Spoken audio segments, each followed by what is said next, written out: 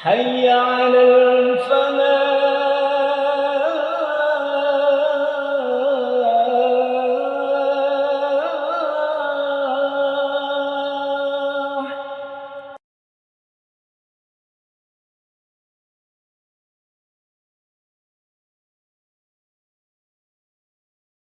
Assalamualaikum warahmatullahi wabarakatuh. Innal hamdalillah wassalatu wassalamu ala Rasulillah wa ala alihi wa sahbihi wa man tabi'ahum bi ihsan ila yaumil qiyamah. Kepada seluruh kehangatan keluarga Masjid Al-Falah dan kepada seluruh penuntut ilmu Bapak dan Ibu dari kota Surabaya. Semoga Allah senantiasa menuntun kita dengan ilmu dan menuntun kita dengan petunjuk pada kehidupan kita. Ilmu memberikan kekuatan kepada kita dan petunjuk memberikan energi di dalam kehidupan kita. Kalau bukan karena ilmu dan bukan karena petunjuk, maka kita tidak akan bisa memiliki energi untuk menyelesaikan setiap masalah dan setiap ujian yang kita hadapi di dalam kehidupan.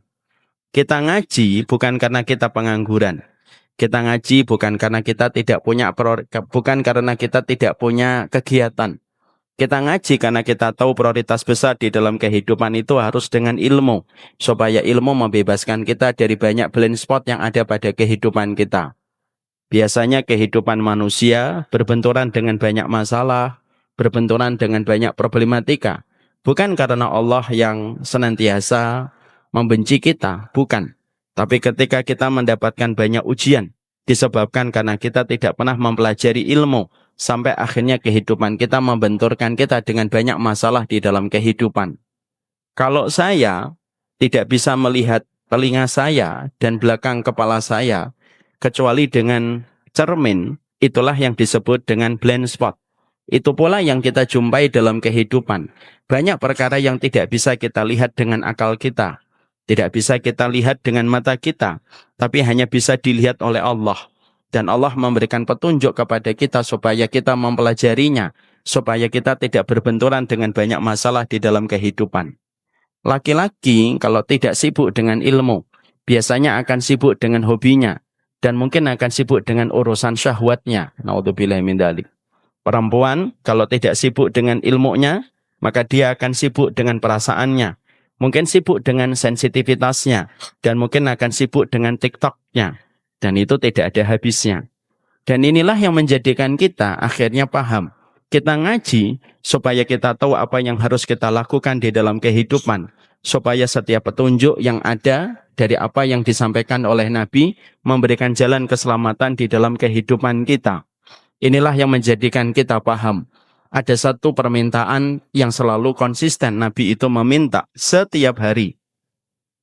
Sebelum matahari menghangatkan bumi. Permintaan Nabi setiap waktu sebelum matahari menghangatkan bumi adalah permintaan Nabi ketika Nabi senantiasa memohon kepada Allah supaya beliau diberikan ilmu.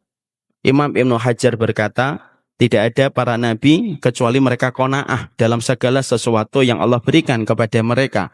Tapi para nabi tidak qanaah dalam satu hal. Ketika mereka tidak pernah qanaah terhadap ilmu yang mereka peroleh kecuali mereka meminta supaya ditambahkan oleh Allah. Makanya doanya Nabi Musa mencerminkan betapa besarnya hajat Nabi Musa dan para nabi terhadap ilmu.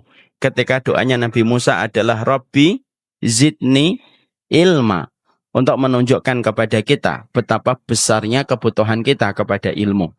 Makanya maaf ibu-ibu, kalau ada orang yang nanti berkomentar kepada ibu, mengatakan kepada ibu, Mbak, aku ini pusing deh ngeliatin kamu ngaji terus, pagi ngaji, sore ngaji.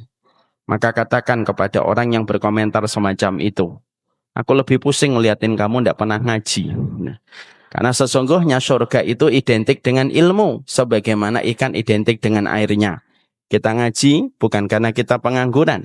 Kita ngaji karena kita ingin mengetahui petunjuk di dalam kehidupan kita, supaya kehidupan kita tidak mengalami banyak masalah, dan kita tahu bagaimana membebaskan blind spot yang ada pada kehidupan kita.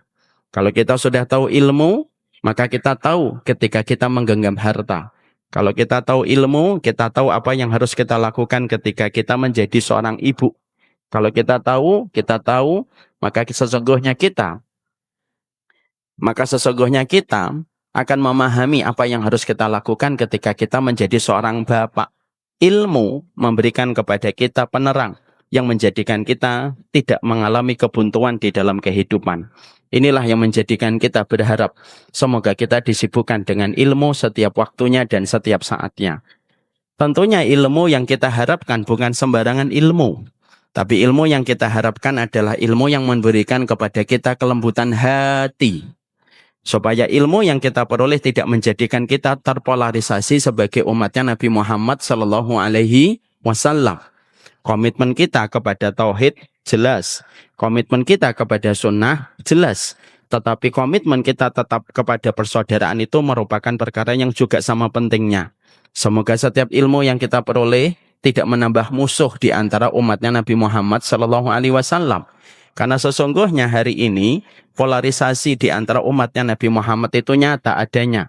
Dan semoga kita tidak termasuk yang ikut terseret dalam polarisasi di antara umatnya Nabi Muhammad Sallallahu Alaihi Wasallam. Ilmu yang kita pelajari menjadikan kita tetap menghangatkan persaudaraan. Ilmu yang kita kaji harusnya tetap untuk mencari saudara dan tidak menikmati setiap permusuhan dan pertikaian. Jangan menikmati permusuhan gara-gara ilmu yang kita dapatkan. Karena tidak ada yang menikmati permusuhan kecuali adalah syaitan. Dan semoga kita tidak menjadi syaitan dalam bentuk manusia.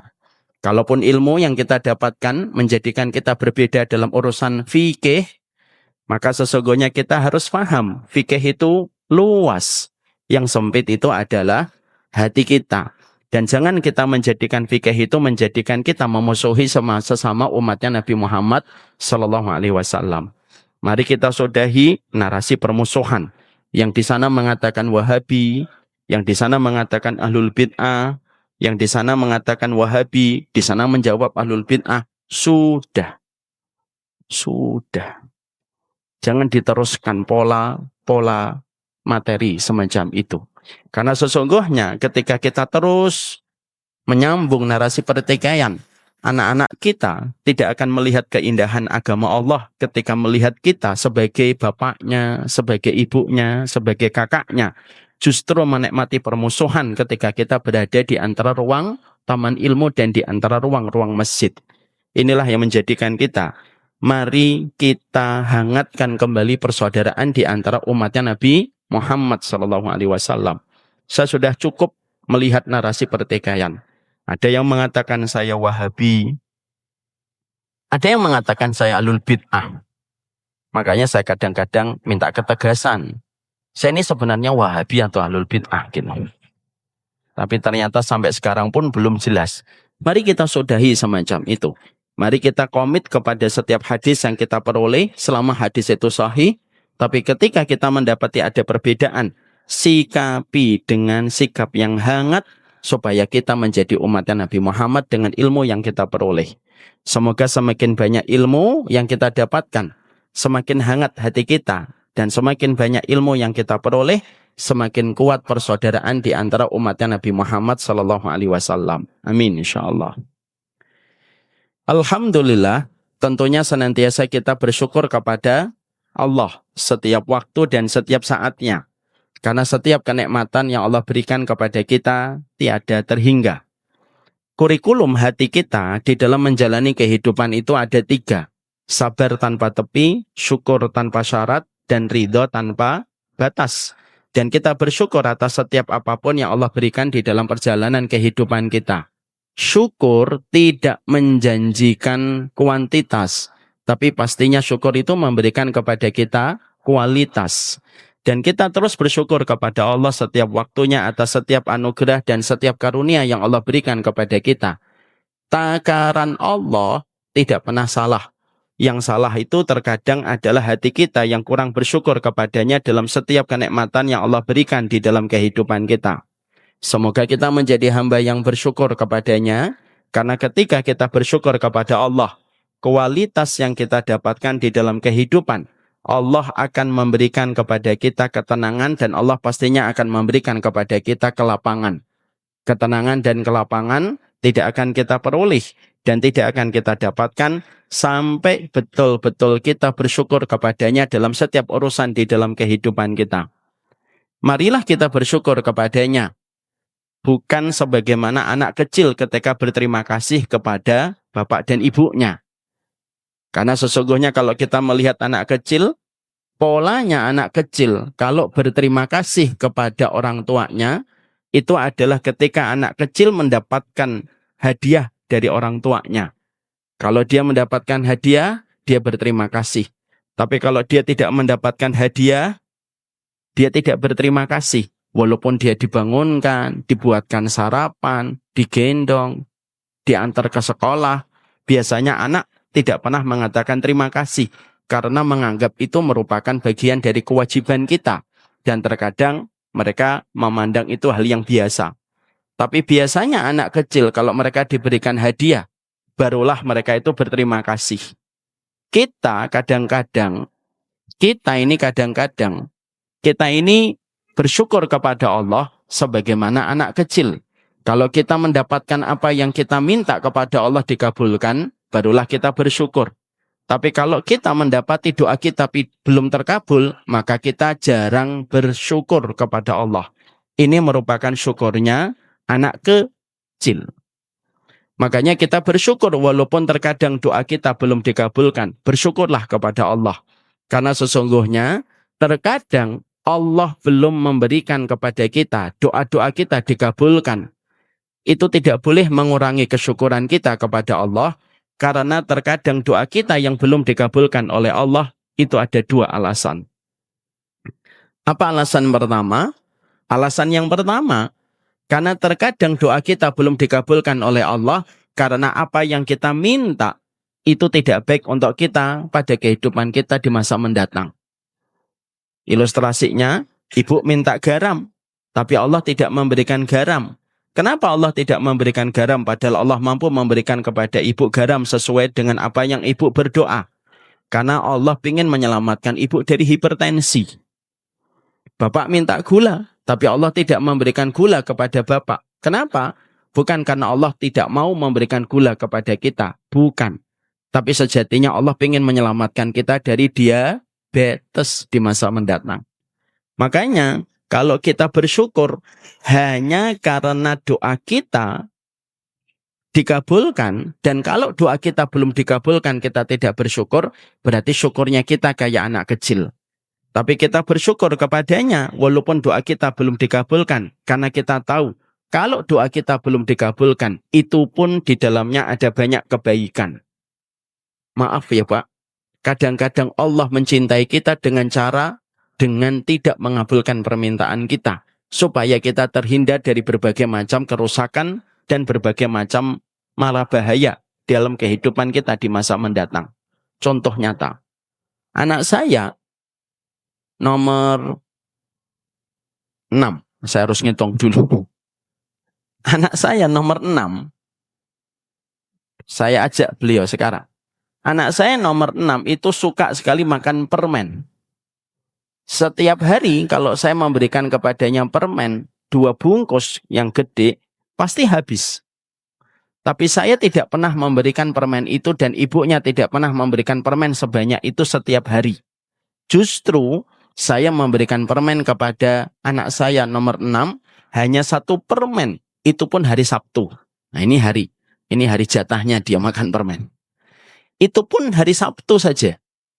Kenapa saya tidak memberikan kepadanya permen 2 bungkus yang besar setiap hari? Padahal saya mampu membelikan itu 2 bungkus permen setiap hari kepada anak saya nomor 6. Sesuai dengan apa yang dia senangi. Karena saya sayang sama anak saya. Makanya karena saya sayang sama anak saya tidak memberikan permen 2 bungkus 1 hari kepada anak saya, supaya anak saya selamat dari diabetes dini, dari penyakit-penyakit kronis di usia belia. Ketika saya tidak memberikan kepadanya permen 2 bungkus 1 hari. Permennya cuma 1 saja, itu pun hari Sabtu. Karena itulah bentuk love language dan itu merupakan bentuk kasih sayang saya kepada anak saya. Itu analogi sederhana. Bapak minta sesuatu, Allah mampu kok ngasih kepada apa yang Bapak minta. Tapi kenapa Allah tidak memberi saat itu juga kepada kita? Karena apa yang kita minta bisa jadi di dalamnya ada kerusakan. Allah mampu nggak memberikan kepada ibu apa yang ibu minta? Saat ini juga mampu. Semua resolusi yang ibu miliki tahun 2025 semuanya dikabulkan oleh Allah. Mampu. Tapi kenapa Allah tidak mengabulkan permintaan kita? Karena Allah justru mencintai kita. Karena permintaan kita mungkin di dalamnya ada kerusakan dan Allah menunjukkan love language-nya dengan tidak memberikan kepada kita apa yang kita minta, supaya kita selamat dari berbagai macam kerusakan. Makanya maaf, bisa jadi Bapak minta mobil listrik dari semenjak awal tahun 2025. Tapi Allah tidak memberikan kepada Bapak mobil listrik. Karena mungkin Allah tahu, Bapak kalau punya mobil listrik nanti kalau hujan, kesetrum nanti. Sehingga akhirnya Allah tidak memberikan kepada kita apa yang kita inginkan supaya kita terhindar dari berbagai macam kerusakan. Jangan suudzon kepada Allah. Pilihan Allah itu selalu lebih baik daripada pilihan kita. Ini yang pertama. Yang kedua, kenapa Allah tidak mengabulkan permintaan kita supaya kita mudah bersyukur, Ustaz? Yang kedua, kadang-kadang Allah belum mengabulkan permintaan kita. Yang kedua, karena terkadang Allah akan memberikan kepada kita apa yang kita minta pada waktu yang tepat. Karena memberikan sesuatu butuh waktu yang tepat. Karena kalau memberikan sesuatu di waktu yang kurang tepat, maka pemberian itu kurang bermakna. Contoh, ada salah satu di antara bapak dan ibu nelpon saya di daerah Bekasi. Ustadz, daerah Bekasi panas atau hujan? Panas, Pak. Ya sudah, Ustadz. Saya dan driver saya sedang mengirimkan minuman wedang ronde, Ustadz, kepada Ustadz. Tolong diterima ya, Ustadz. Saya ketika nutup telepon mikir, panas-panas dikirimin wedang ronde gitu. Kelihatannya beliau butuh diruqyah ini. Ya tetap saya terima, tetapi sukacita yang saya rasakan itu sangat berkurang. Tapi beda rasanya kalau satu waktu tiba-tiba bapak dan ibu nelpon saya ketika saya di Bekasi. Walaupun ini tidak pernah kejadian ya, contoh aja. Ustadz di Bekasi, iya. Cuacanya panas atau hujan deras, Ustadz? Hujan deras. Ya sudah, Ustadz. Driver saya sedang menuju rumahnya. Ustadz, saya mengirimkan wedang ronde. Kira-kira nikmat atau tidak nikmat? Nikmat. Kadang-kadang Allah itu belum memberikan apa yang kita minta tahun 2025 ini. Bukan karena Allah tidak mampu. Tapi karena Allah mengatur bahwasanya tahun 2025 mungkin tidak tepat memberikan apa yang kita minta. Mungkin tahun 2026 lebih tepat. Kenapa Allah tidak memberikan kepada kita sekarang garam sesuai dengan yang kita minta? Mungkin hipertensinya ibu lagi tinggi. Kenapa Allah tidak memberikan kepada saya gula saat ini juga padahal saya minta resolusinya tahun 2025 itu gula? Mungkin diabetesnya bapak lagi tinggi. Sehingga Allah menunggu waktu yang tepat untuk memberikan itu kepada kita ketika kita betul-betul bersabar terhadap apa yang Allah berikan kepada kita. Inilah yang menjadikan kita jangan bersyukur hanya karena permintaan kita dikabulkan. Dan jangan ngurangin syukur hanya karena permintaan kita belum dikabulkan oleh Allah. Bersyukurlah kepada Allah setiap waktunya dan setiap saatnya. Syukur tidak menjanjikan kuantitas, tapi pastinya syukur memberikan kepada kita kualitas di dalam perjalanan hidup. Bukan bahagia yang menjadikan kita bersyukur, tetapi sesungguhnya bersyukurlah yang menjadikan kita tenang dan lapang di dalam kehidupan kita. Semoga kita menjadi di antara hamba-hamba yang bersyukur kepada Allah dalam setiap waktu dan setiap saat. Amin insyaallah. Bapak dan Ibu yang semoga Allah rahmati dan Allah berkahi. Ketika kita menjalani kehidupan kita, tentunya kehidupan kita segala sesuatu pasti ada intinya. Dan segala sesuatu itu ada sumbernya pada perkara yang kita lihat pada perjalanan hidup kita. Kalau kita memiliki mobil, intinya mobil itu pada mesin. Dan intinya mesin pada bahan bakar. Itu yang disebut dengan inti. Sama pula ketika kita mendapati ada gadget, ada laptop. maka tentunya kita menjumpai dan kita mendapati bahwasannya laptop itu ada intinya. Salah satu di antara sumber inti kekuatan pada gadget atau pada laptop terletak pada hard disk ataupun pada RAM. Itulah yang disebut dengan inti dan sumber di dalam perjalanan hidup kita. Sama pula pada kehidupan orang beriman, maka sesungguhnya ada intinya, yaitu ketika kita melihat Ka'bah. Ka'bah itu disebut bagian dari inti kehidupan orang beriman. Ketika kita sholat, kita menghadap ke arah kiblat. Dan ketika kita berdoa, kita pun berdoa menghadap ke arah kiblat. Itulah yang disebut dengan sumber kekuatan dan itulah yang disebut dengan inti di dalam kehidupan. Sama pula di dalam kehidupan kita. Kehidupan kita ketika hari ini kita menjadi seorang muslim, ketika kita menjadi muslimah, maka sesungguhnya ada kehidupan inti kita ketika kita menjadi hambanya Allah. Dan inti pada kehidupan kita ketika kita menjadi hambanya Allah, intinya itu bukan terletak kepada ibadah fisik kita. Tapi sesungguhnya inti ketika kita menjadi hambanya Allah itu terletak bagaimana urusan hati kita ketika kita menjadi hambanya Allah, karena tidak ada perkara yang paling pokok pada perjalanan manusia ketika dia di hadapan Allah, kecuali yang paling penting pertama kali itu terletak pada hatinya. Inilah yang menjadikan kita ketika paham bahwasanya urusan hati itu merupakan urusan inti dalam kehidupan, makanya kita mendapatkan penjelasan manakah yang lebih utama antara ibadah hati dengan ibadah fisik. Maka tentunya kita akan menjumpai dan kita mendapati semua ulama mengatakan ibadah hati jauh lebih penting daripada ibadah fisik. Karena ibadah hati itu merupakan inti dan sumber kekuatan dari apa yang menjadi energi kita ketika kita menjadi hambanya Allah. Makanya ketika kita beribadah kepada Allah, tapi tidak memperhatikan amalan hati kita, ibadah kita kepada Allah menjadi rusak. Ketika tidak disertai dengan amalan inti pada amalan hati kita. Dan itu merupakan sesuatu yang harus kita mengerti, sekaligus memberikan kepada kita kesadaran bahwasanya kita tidak ada yang paling disoroti oleh Allah dalam kehidupan kita ketika kita berjalan, kecuali yang paling disoroti oleh Allah dalam kehidupan kita itu adalah satu. Yang paling disoroti oleh Allah itu adalah hati kita. Makanya maaf, jangan sampai kita sibuk memperhatikan penampilan fisik, memperhatikan ibadah fisik, tapi kita lalai untuk memperhatikan bagaimana tentang hati kita dan memperhatikan bagaimana amalan hati kita.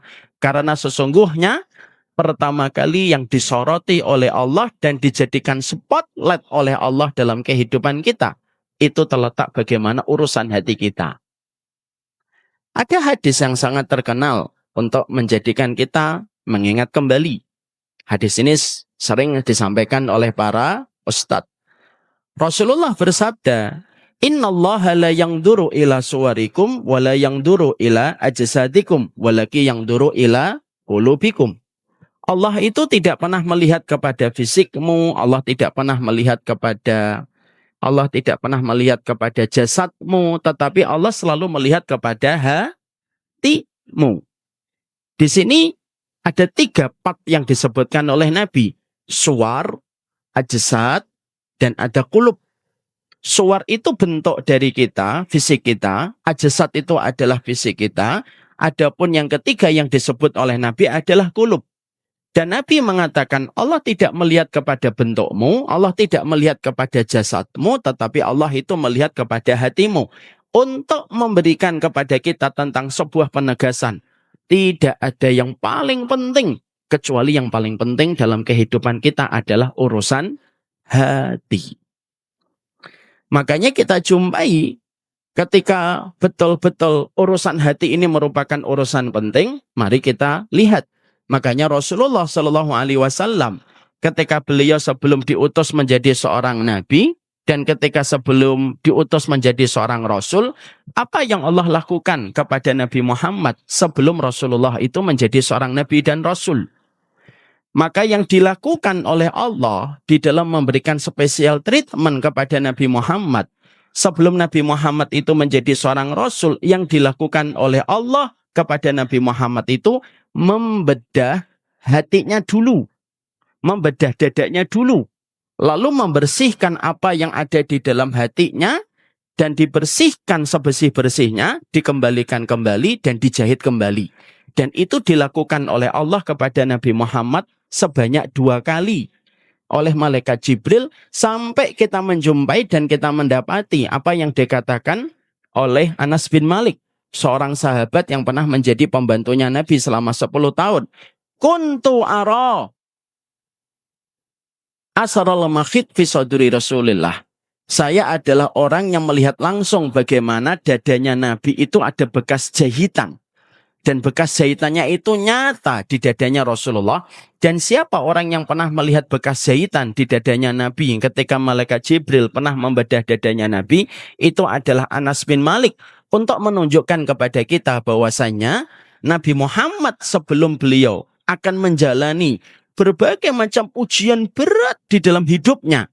Maka yang dilakukan oleh Allah adalah membersihkan hatinya Nabi Muhammad terlebih dahulu untuk bisa memikul ujian yang berat yang Allah akan hadapkan kepada Nabi Muhammad di dalam perjalanan beliau menjadi penutup para nabi dan para rasul.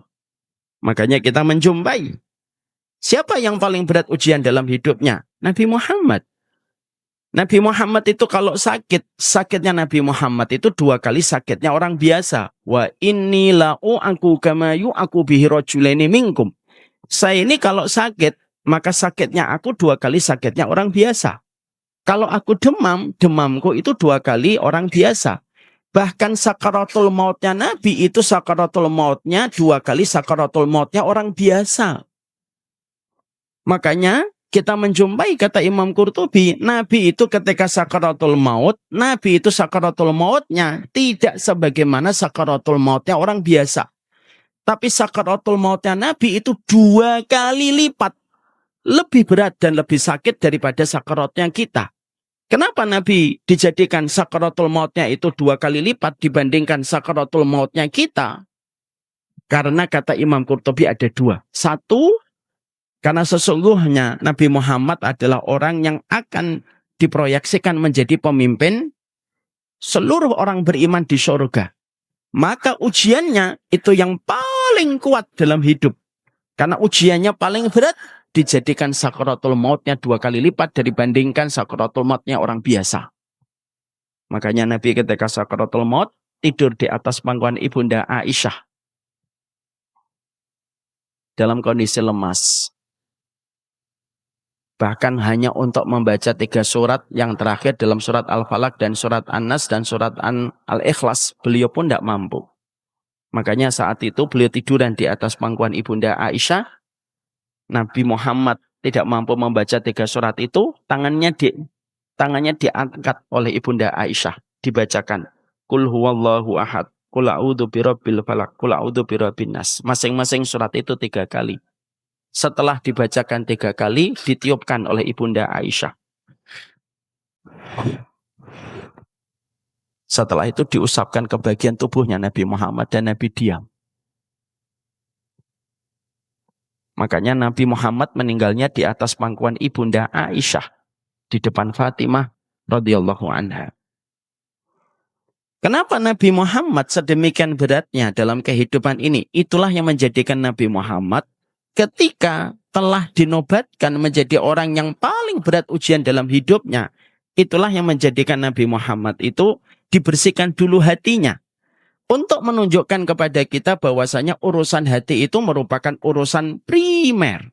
Yang menjadikan kita bisa menjalani kualitas dalam kehidupan, naik turunnya kualitas kita dalam kehidupan, sangat tergantung bagaimana urusan hati. Karena sesungguhnya urusan hati kita, ini bukan urusan yang sifatnya sekunder.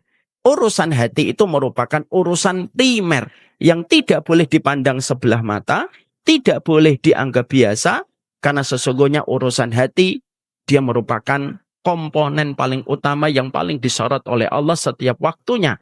Naik dan turunnya kualitas kita di dalam kehidupan itu ditentukan oleh masalah hati. Nah inilah yang menjadikan kita akhirnya juga mengetahui bahwasanya tidak ada sumpah terbanyaknya Tidak ada sumpah terbanyaknya Allah Subhanahu wa taala di dalam Al-Qur'an, maka sumpah terbesarnya Allah dan sumpah terbanyaknya Allah di dalam Al-Qur'an itu bukan sumpah ketika Allah bersumpah pada waktu sholat asar. Tapi sumpah terbesarnya Allah Subhanahu wa taala dan sumpah terbanyaknya Allah di dalam Al-Qur'an itu sumpahnya Allah ketika di dalam surat Asy-Syams, yaitu ketika Allah bersumpah untuk memberitahukan kepada kita tentang keberuntungan bagi siapapun di antara hamba-hambanya yang mampu menjaga urusan hatinya. Qad aflaha man zakkaha. Bahwasanya Allah itu sampai bersumpah sampai 8 hingga 11 kali. Tidaklah sumpah sebanyak itu Allah sampaikan di dalam Al-Quran untuk bisa menegaskan kembali kepada kita dan memberikan kesadaran kepada kita bahwasanya tidak ada persoalan yang paling besar di dalam kehidupan manusia kecuali berkaitan tentang penjagaan manusia tentang masalah hati. Karena memang masalah hati itu bukan masalah yang bisa dianaktirikan. Makanya akhirnya ketika kita mulai memahami bahwasanya urusan hati itu merupakan urusan yang sangat primer pada kehidupan kita, tentunya yang kita harus mengerti, urusan hati inilah yang menjadikan kita harus paham bahwasanya urusan hati itu menjadi kurikulum penting pada kehidupan kita. Makanya Imam Al-Ghazali rahimahullahu ta'ala sampai beliau itu mengatakan dan memberikan kepada kita sebuah keterangan. Seluruh penuntut ilmu, maka wajib bagi mereka sebelum mereka mempelajari ilmu untuk memperhatikan bagaimana hatinya terlebih dahulu. Karena aib bagi para penuntut ilmu ketika mereka mempelajari setiap sunnah, mempelajari setiap rumpun ilmu, lalu mereka tidak membersihkan hati mereka terlebih dahulu, maka bisa jadi ilmu yang mereka akan peroleh dan ilmu yang mereka dapatkan akan bisa memberikan kerusakan ketika hatinya itu dalam kondisi kotor ataupun dalam kondisi berpenyakit. Makanya sampai dikatakan oleh beliau, sesungguhnya hati itu sebagaimana bejana. Maka sesungguhnya air yang mengisi pada bejana itu adalah ilmu. Kalau orang sebagai penuntut ilmu tidak memperhatikan hatinya terlebih dahulu, itu sebagaimana bejana yang kotor. Sebanyak air apapun yang kita tuangkan pada bejana yang kotor, maka sesungguhnya air itu tidak akan bisa dimanfaatkan. Tapi kalau bejananya itu bersih, maka setiap ilmu yang kita tuangkan pada bejana yang bersih, maka airnya itu akan bisa memberi manfaat. Dan sesungguhnya kita sebagai penuntut ilmu, kita sebagai penuntut ilmu biasanya masalahnya kita itu bukan pada ilmunya. Tapi sesungguhnya masalah kita pada ilmu itu terletak pada hati kita. Makanya terkadang banyak orang ketika mereka mendapatkan ilmu justru banyak menyakitin orang. Padahal sebelum dia menuntut ilmu tidak banyak menyakitin orang. Yang salah bukan ilmunya. Tapi yang salah itu pada bejana hatinya ketika tidak tertangani dan tidak terawat dengan baik, maka sesungguhnya ilmu akan bersifat merusak. Tapi ketika kita mendapatkan ilmu dalam kondisi hati kita, dalam kondisi yang bersih, maka sesungguhnya ilmu itu akan memberikan banyak manfaat dan memberikan banyak kebaikan dalam kehidupan kita. Itu sampai yang dikatakan oleh Imam Al-Ghazali.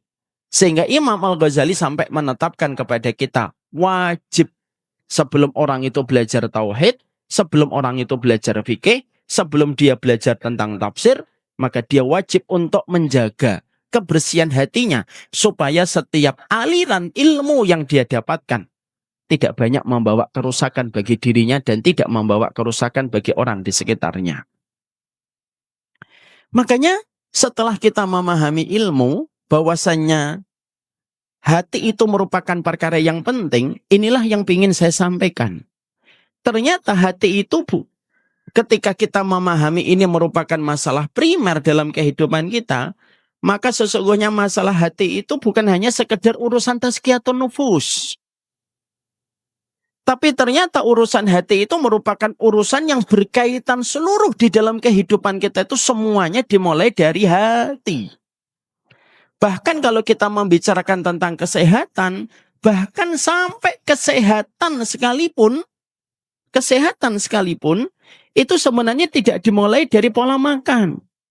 Tapi sampai kita mendapati bahwasanya sampai kesehatan yang kita pengen peroleh dari kualitas kehidupan kita, itu sebenarnya kualitas kehidupan kita dari kesehatan, selamatnya kita dari penyakit, itu pun tidak akan pernah kita peroleh dan tidak akan pernah kita jumpai kecuali itu berkaitan tentang masalah hati dulu.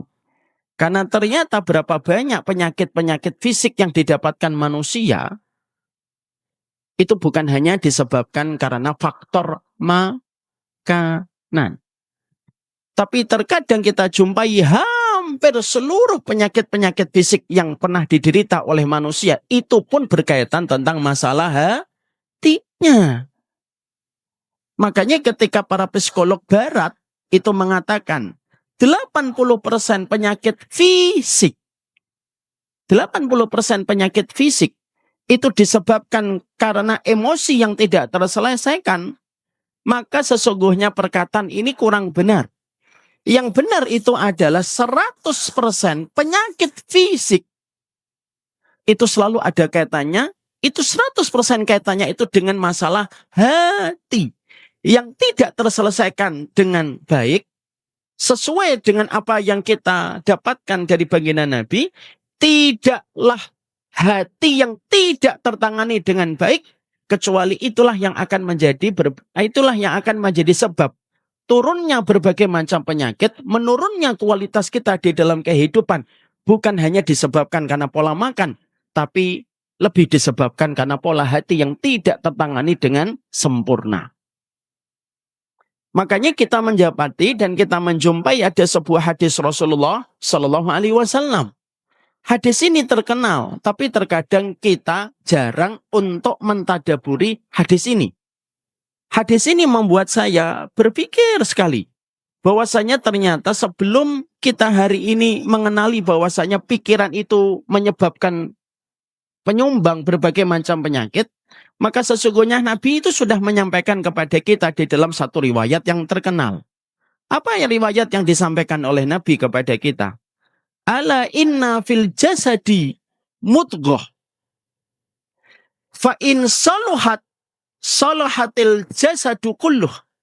Fa in fasadatil jasadu kulluh. Mari kita bedah hadis ini. Nabi itu mengatakan, ala inna fil jasadi. Sesungguhnya di dalam tubuh manusia ada sekerat daging. Kalau sekerat daging ini baik, maka jasadnya itu akan menjadi baik. Perhatikan, Nabi ketika memilih diksi di dalam sabdanya, Nabi tidak mengatakan kalau sekerat daging ini baik, amalnya akan baik. Tidak. Nabi tidak menggunakan diksi dan tidak memilih kata amal. Tapi Nabi itu mengatakan di dalam hadis ini, dalam riwayat Muslim, Nabi itu mengatakan ada sekerat daging di dalam tubuh manusia. Kalau sekerat daging ini baik, jasadnya itu akan menjadi baik.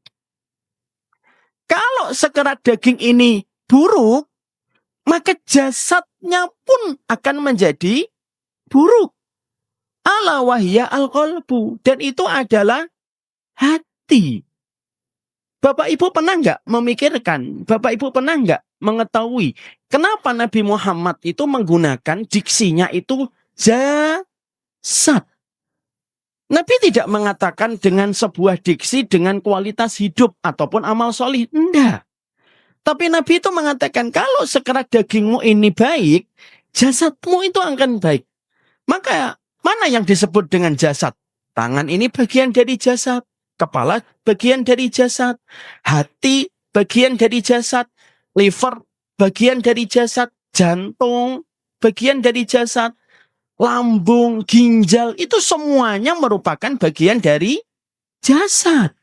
Dan yang menarik adalah ketika Nabi mengatakan adalah kalau sekerat daging itu baik, maka livermu baik, lambungmu baik, jantungmu baik, ginjalmu akan baik.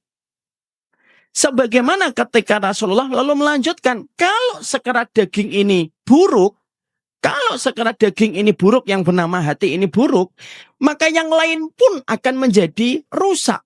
Jasad itu akan menjadi rusak.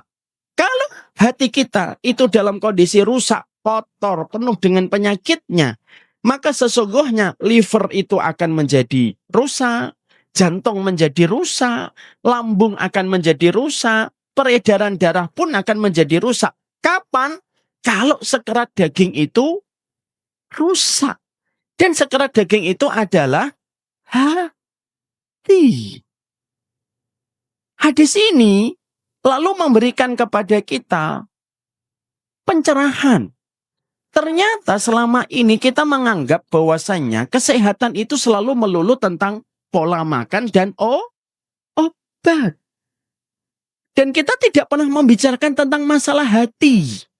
Padahal pertama kali yang menyumbang penyakit dalam kehidupan kita, itu ternyata kalau kita kembalikan kepada hadis Nabi, ternyata penyumbang pertama terjadinya penyakit-penyakit fisik yang tumbuh pada fisik kita dan tubuh kita, itu ternyata dimulai dari urusan hati. Kalau hatinya itu membawa beban dan hatinya tidak pernah bersih, maka sesungguhnya yang akan merasakan akibatnya. Livermu akan mendapatkan akibatnya, jantungmu akan mendapatkan akibatnya, ginjalmu akan mendapatkan akibatnya. Dan ternyata yang disebutkan oleh Nabi dalam hadis ini membuka mata kita. Ternyata pertama kali yang rusak itu jasad. Jadi di sini saya ingin untuk menyampaikan kepada diri saya, oh ternyata tazkiyatun nafas itu bukan masalah, ternyata masalah hati itu bukan hanya masalah tazkiyatun nafas. Ternyata masalah hati itu bukan hanya tentang masalah ketika kita mendengar nama Kim. Tapi ternyata masalah hati itu merupakan masalah kurikulum di dalam kehidupan kita, bahwasanya kurikulum seorang mukmin di dalam kehidupan itu pertama kali seiring dia memperbaiki urusan sholat, seiring dia memperbaiki urusan umrohnya, seiring dia memperbaiki urusan hajinya, tidak ada tugas terberat bagi kehidupan seorang mukmin kecuali adalah dia harus mensucikan hatinya. Karena semua yang ada di pikirannya, semua yang ada di jiwanya, itu semuanya diproduksi di sebuah organ tubuh yang bernama hati. Sehingga akhirnya semua penyakit itu selalu berurusan dengan hati. Makanya akhirnya saya bisa memahami kalau kita sering sakit lalu datang ke dokter. Sebelum dokter itu memberikan kepada kita obat. Dan sebelum dokter itu memberikan kepada kita suntikan untuk mengobati penyakit kita. Apa yang sering dikatakan dokter kepada kita? Dokter itu biasanya mengatakan kepada kita, jangan stres ya Bu. Jangan depresi. Jangan terlalu mikir sesuatu. Jangan terlalu mikir terlalu banyak. Nanti kalau kita jawab ngeyel. Terserah saya dok. Gitu. Nanti dokternya juga akan ngomong. Yes, terserah mati juga nggak apa-apa Bu. Gitu. Tapi pertama kali yang selalu disampaikan dokter sebelum dia memberikan obat kepada kita dan memberikan kepada kita suntikan kepada kita, ternyata pertama kali yang selalu dikatakan dokter itu seragam baik di Surabaya ataupun di Jakarta. Dokter selalu mengatakan kepada kita, jangan depresi, jangan memikirkan terlalu banyak. Apa yang kita ambil dari pelajaran perkataan dokter itu sebelum memberikan kepada kita obat dan memberikan kita suntikan? Untuk memberikan kepada kita tentang sebuah penegasan. Ternyata penyakit itu sangat berkaitan dengan apa yang ada di pola pikir kita. Dan pola pikir kita itu sangat berkaitan tentang hati kita. Karena kalau hati kita dalam kondisi tidak terawat dengan baik, pikiran kita itu akan penuh dengan berbagai macam pemikiran yang negatif. Dan pemikiran negatif itulah yang menyumbangkan berbagai macam kondisi-kondisi buruk yang ada pada kehidupan kita. Disitulah kita semakin paham. Menjaga hati itu bukan materi tazkiyatun nufus. Menjaga hati itu bukan materi taklim di Masjid Al-Falah. Tapi ternyata penjagaan hati pada kehidupan kita itu kurikulum setiap muslim dimanapun dia berada. Karena ternyata kualitas kehidupan kita tidak dimulai dari faktor makanan, tidak dimulai dari faktor minuman, dan tidak dimulai dari faktor olahraga. Tapi pertama kali kesehatan kita, kualitas kehidupan itu dimulai dari pikiran kita. Di mana pikiran itu mendapatkan semua yang terlintas itu diproduksi oleh satu organ yang bernama hati. Makanya saya paham. Bapak Ibu tahu nggak? Kenapa di surga itu tidak ada penyakit? Ada yang tahu? Di surga ada penyakit atau tidak ada penyakit? Di surga ada penyakit atau tidak ada penyakit? Nggak ada. Saya tanya, kenapa di surga tidak ada penyakit? Jangan jawab kayak jawaban anak SD. Karena di surga, Ustadz. Kenapa di surga tidak ada penyakit? Kenapa, Ibu? Kenapa? Karena hatinya senang. Dalilnya mana, Bu? Kenapa? Karena tidak ada permusuhan. Ada lagi? Kenapa di surga tidak ada penyakit? Kenapa? Masya Allah, benar hati.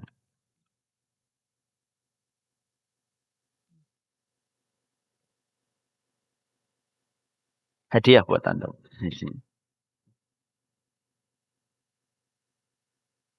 Gak usah ditepuk tangan. Kayak burung dara kita nanti. Ibu tahu nggak? Dan Bapak ngerti nggak? Kenapa di surga itu tidak ada penyakit? Di surga itu tidak ada penyakit. Satu, itu hak tauqifiyahnya Allah. Itu hak kekuasaannya Allah. Ini yang pertama dalam tauhid harus kita jawab. Yang kedua, kenapa di surga itu tidak ada penyakit? Karena sesungguhnya nanti kalau kita memasuki surga, kita tidak punya penyakit hati, Pak. Karena nanti ketika kita sudah melewati sirat, sebelum kita nanti memasuki surga, kita itu ngelewatin sirat. Setelah kita melewati sirat, kita tidak langsung masuk surga. Surga itu pintunya ada 8. Pintu sholat, pintu puasa, pintu sedekah, pintu jihad, pintu ridho, pintu aiman, pintu memaafkan. Sebelum nanti kita memasuki pintu surga, dibedah dada kita. Sebagaimana Nabi ketika dibedah dadanya. Makanya Allah menyampaikan wa naza'na ma fi sudurihim min gillin ikhwanan ala sururim mutaqabilin. Maka sesungguhnya kami ambil itu di dalam hati mereka itu kebencian. Sehingga orang nanti ketika memasuki surga bukan hanya hilang ingusnya, bukan hanya hilang kencingnya, bukan hanya hilang kotorannya, sampai penyakit hati pun hilang. Karena ketika nanti kita memasuki surga hatinya bersih, semua makanan tidak membahayakan kita ketika kita di surga. Kenapa? Karena hatinya sudah bersih. Tidak ada pertikaian, tidak ada dendam, tidak ada hasad, tidak ada benci, tidak ada murka. Hilang. Hatinya bersih. Makanya itulah kenapa penjelasan logisnya. Kenapa di surga tidak ada penyakit? Hatinya bersih. Makanya maaf, suami istri itu nanti kalau sudah ketemu di surga, tidak ada lagi pertengkaran. Makanya kalau nanti ada sebuah dialog, "Pak, mau kemana?" "Mau ketemu bidadari." Lalu istrinya menjawab, "Hati-hati ya, Pak. Itu tidak akan terjadi di Surabaya. Itu hanya terjadi di surga." Sampai rasa cemburu pun yang itu bisa menjadi beban hati, itu dicabut oleh Allah. Makanya nanti setiap para penghuni surga itu mendapatkan 4 pintu di setiap rumahnya. 1 pintu ketemu Allah. 1 pintu itu merupakan jalan ketika para malaikat datang ke rumah kita. 1 pintu di mana para pelayan-pelayan itu memasuki rumah kita. 1 pintu merupakan pintu ketika kita akan bertemu dengan bidadari. Makanya akhirnya karena tidak adanya penyakit di dalam hati manusia, itulah yang menjadikan surga itu begitu indah sampai tidak ada penyakit. Makanya akhirnya kita dapatkan di sini adalah saya tuh ingin untuk menyampaikan kepada Bapak dan Ibu yang saya cintai sekaligus negur saya. Kualitas kehidupan orang mukmin ketika paham sunnah itu tidak dimulai dari makanan. Itu tidak dimulai dari olahraga. Makanan tetap penting, olahraga tetap penting. Tapi ketika kita memperhatikan pola makan kita dan memperhatikan pola olahraga kita, tapi hati kita penuh dengan dendam, benci, lalu penuh dengan ketidakridhaan, marah sama takdir. Sebersih apapun kita makan, dan sesering apapun kita olahraga, penyakit tetap datang. Kenapa? Karena apa yang ada di dalam hati berdampak kepada fisik. Itulah kenapa sunnah itu merupakan rumpun yang diajarkan Nabi kepada kita. Itu untuk mengkondisikan hati kita. Yang paling dominan dari ajaran sunnah itu bukan urusan sholat. Tapi yang paling dominan dalam urusan sunnah itu adalah bagaimana Nabi itu mengkondisikan hati kita setiap waktunya. Kenapa Nabi itu selalu melulu membicarakan tentang masalah hati dalam kehidupan kita? Karena itu kualitas kehidupan. Makanya saya khawatir. Saya ini khawatir sama diri saya. Kalau saya sakit, yang saya pikir pertama kali, obat. Yang saya khawatirkan adalah kalau saya sakit pertama kali yang saya pikirkan itu adalah makanan apa yang saya harus hindari. Tapi terkadang ketika kita sakit, kita itu tidak berpikir, apa ya penyakit hati saya yang menyebabkan saya kena penyakit. Padahal antara tubuh dengan hati itu merupakan dua perpaduan yang tidak bisa terpisahkan. Makanya Imam Syafi'i itu mengatakan kepada kita, la taskunanna baladan illa fihi alimun wa tabibun. Tahu artinya? Enggak tahu insyaallah. Imam Syafi'i itu sampai mengatakan kepada kita, janganlah kamu tinggal di satu daerah kecuali di daerah itu ada alimnya dan di daerah itu ada tabibnya. Dokter. Kenapa tabib? Yumbi'uka an badanika. Karena sesungguhnya namanya tabib atau maupun dokter akan menyembuhkan apa yang ada di dalam jasadmu. Tapi kenapa tabib itu harus bergandengan dengan alim? Yumbi'uka amma fi qalbika. Adapun alim itu menyembuhkan apa yang ada di dalam hatimu. Makanya Imam Syafi'i itu seakan-akan ingin menyampaikan kepada kita, konsep idealnya rumah sakit itu bukan hanya dokter. Tapi konsep idealnya rumah sakit itu kalau kata Imam Syafi'i, di situ ada dokternya, di situ ada alimnya. Dokternya menceritakan dan mendiagnosa apa yang ada di dalam tubuhnya, alimnya mendiagnosa apa yang ada di dalam hatinya. Karena apa yang ada diderita oleh fisik itu kaitannya dengan apa yang pernah itu kaitannya dengan apa yang diderita di dalam hatinya. Dan itu merupakan apa yang pernah disampaikan oleh Imam Syafi'i dalam kehidupan ketika beliau pernah menuliskan itu dalam kitabnya. Inilah yang menjadikan kita memahami betul. Oh, berarti materi tazkiyatun nufus itu teramat penting. Kita harus bagaimana mengkondisikan hati kita. Makanya ada satu tambahan hadis yang perlu saya bedah kepada Bapak dan Ibu. Ada satu hadis, Masya Allah ini. Hadisnya ini tentang Ibunda Aisyah. Ibunda Aisyah itu satu waktu pernah cemburu kepada seorang istrinya Nabi yang bernama Sofiyah. Perhatikan, ini hadisnya bagus banget. Maka pada saat itu Nabi sedang ngomong tentang Sofiyah. Ketika Nabi sedang ngomong tentang Sofiyah, Nabi bercerita tentang Sofiyah, tiba-tiba Nabi Shallallahu Alaihi Wasallam lagi ngomong tentang Sofiyah, Ibunda Aisyah cemburu. Lalu Ibunda Aisyah itu berkata, hasbuk min Sofiyah ya Rasulullah. Sudah ya Rasulullah, omongannya tentang Sofiyah itu sudah. Ngomong Sofiyah terus. Kenapa ibu-ibu ketawa? Sabar ya Pak. Maka Ibunda Aisyah itu ngomong hasbuk min Sofiyah. Sudah ya Rasulullah, ngomong tentang Sofiyahnya sudah. Lalu bukan hanya ngomong itu, tiba-tiba Ibunda Aisyah bercoloteh di ujungnya mengatakan, innaha qasirah. Sofiyah itu perempuan pendek ya Rasulullah. Sofiyah itu perempuan pendek. Ketika Nabi Muhammad mendengar istrinya Aisyah sudah berkomentar tentang fisik, lalu mengatakan Ibunda Sofiyah itu pendek, dan itu sudah menggambarkan dendamnya Ibunda Aisyah kepada Sofiyah. Lihat Rasulullah, yang Rasulullah biasanya diem, sabar, biasanya juga meresponnya pelan-pelan terhadap cemburunya istrinya. Tapi pada momen ini ketika Ibunda Aisyah sampai mengatakan Ibunda Sofiyah pendek, perhatikan apa yang dikatakan Rasulullah. Nabi langsung tegas ngomongnya. Ya Aisyah tuh, lau mujizat, lakot kulti, bi kalimatin, lau mujizat bima'il bahr, lama zazat. Maka Nabi ketika Ibunda Aisyah ngomong, Sofiyah itu perempuan pendek. Ini cermin dari bencinya Ibunda Aisyah kepada Sofiyah. Maka seketika Nabi itu mengatakan, wahai Aisyah, ucapanmu ini kalau dibebankan kepada lautan dan dicelupkan kepada lautan, ucapanmu akan membuat lautan itu menjadi hitam disebabkan oleh ucapanmu. Masya Allah.